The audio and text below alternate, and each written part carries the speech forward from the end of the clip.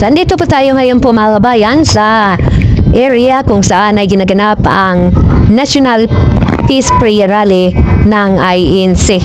At andito din ang mga kasamahan natin na mga akbang ng maisog at solidaries at sa lahat na mga nagmamahal kay dating Pangulong Duterte at kay Sara Duterte upang ipayag na tutol ito pong impeachment trial.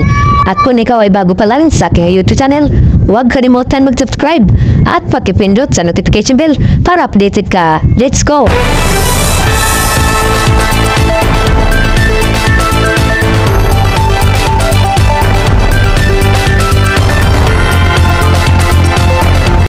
Ayan mga kabayan, papunta po tayo ngayon sa area kung saan tinadaos ang Peace Prayer Rally ng INC.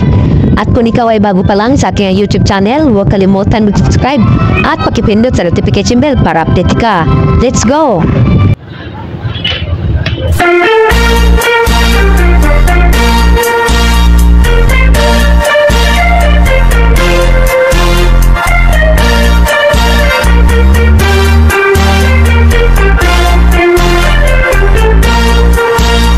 Isang simpleng tao, aking napatunayan, mapagpakumbaba sa madla at ginagawa na ito makapagsang rally para po sa kapayapaan. Ngayon natin ang kapayapaan. Anong panawagan ng ating mga kalagayan ng Pangulo dyan? Kaya ang nangungulit sa bansa natin at ano man ang mga problema kakaharap dito, siya rin napapasan ito. Kaya pagka nakita niya na ang nangyayari sa lipunan ay hindi naman sa ikauunlad ng bayan at ang mga mamamayan, nagsasalita siya. Tama, ito po ay supportado natin. Kasi wala namang may gusto ang ating bansa ay hindi uulan. At halip lalo maghihirap yung ating mamamayan. Alam mo, lahat ay nagsabing gusto natin umulan ng bayan, gusto natin umulan ng ating bansa. Ano ang susi? May kapayapaan. Kapayapaan, pagkakaroon ng kapayapaan. ato sa iyang po. Ano ba yan po ninyo? Ang iba pang mga lugar kung saan nagkakaroon po ng may panawagan sa mga kapayapaan. Inaalala ko dyan yung kanina kasi sa Bicol region, sa Legazpi, ay ulan nung nag-report si Donna kanina. At saka yung sa mga Ormoc City, yung Ormoc, sa may parte ng region 8, hindi ba alam mo, nakatapat sa ay sinabahan.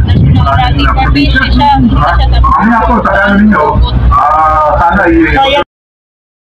Here she comes, Duterte. Ito na, Inday Sara, here she comes, Duterte. Di tayo pababayaan, bayan ay aalagaan. Ito na, Inday Sara, here she comes, Duterte. Isang taong may tapang, may pitak sa ating bansa. Isang taong may prinsipyo, may isang salita. Paglipad ng agila, magkaisa tayong lahat. Pagmamahal, suportang tunay ang ating ipangtapat. At tayo ay susuklian, buong pusong paninilbihan. Buong mundo niya ay iikot para sa buong bayan. Sa hamon ng kinabukasan, tayo'y nasa likuran. At umasa kang si Inday Sara nasa harapan. Ito na, Inday Sara, here she comes.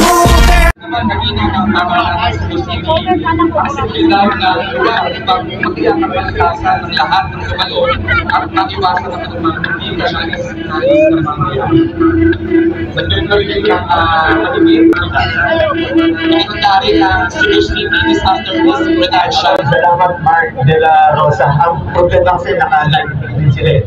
Nanonood sila sa screen. Sa ating mga reporter, hindi nila konti para hindi parang kaya nagtigilan sila, naging impact. Anyway, panawagan po sa mga dumadalo sa National Rally for Peace sa Davao sa mga opisyal ng pamahalaan, hindi sulong.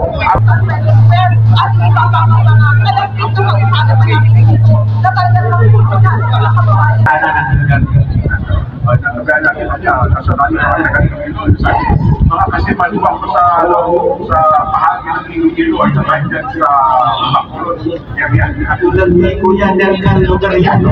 Sabi ka ng nagagawing National Rally for Peace. Marami sa kanila, Kuya Nelson, ay araw pa lang at nakapila na hanggang sa araw, yung first part ng programa dito sa National Quirino Stadium at talaga namang naging masaya yung ating kababayan dito.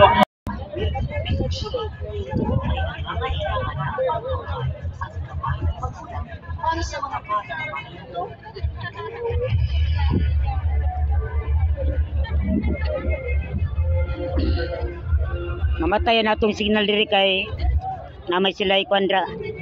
Sanay ka nang... Ha? Nalayo.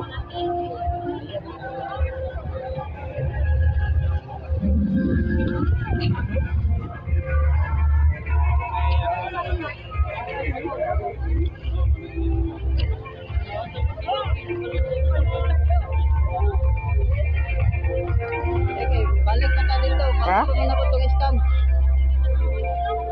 Stand ba? Balik ka na dito.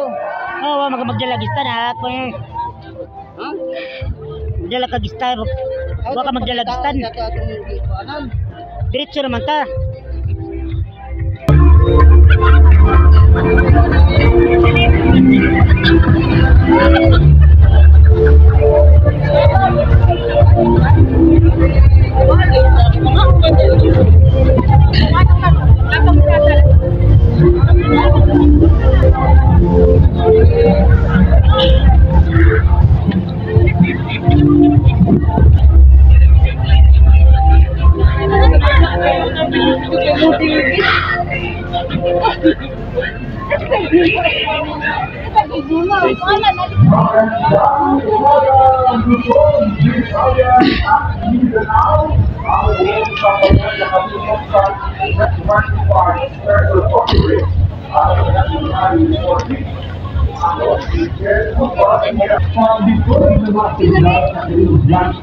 Pati na rin ang mga mahalagang angin Cebu City na dito naman si Mark De La Rosa sa South Road Traffic. Sa Rizal Park naman sa Pedro Square, Davao City, nandun po si Father Villar Moratillo. Kasama kayo naman po sa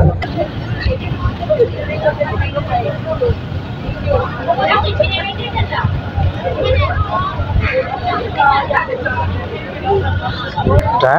Pagi apa? Record ako. Ha? Record ako.